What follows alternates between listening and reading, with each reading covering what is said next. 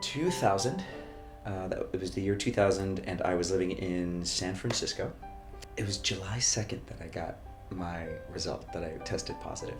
I made an appointment to speak to a counselor. I remember going to the center, you know, those first times you go to whatever, the clinic, the testing place, whatever the space is that you're going to go for counseling or whatever.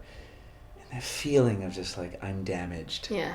I'm less, you know, and it was such a heavy feeling. I went in, and this woman was 5,000 years old, and she sat down with this entire stack of things that we were going to go through.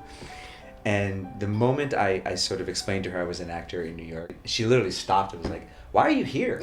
Why don't you just go to the Actors Fund?" She was really brass, you know what I mean? And I was like, I don't know. What's the Actors Fund?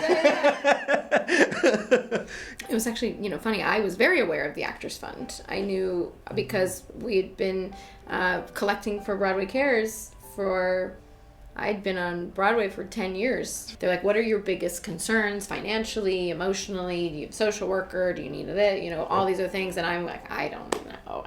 I'm fine. I'm doing fine. I guess my biggest problem is that I don't have any money.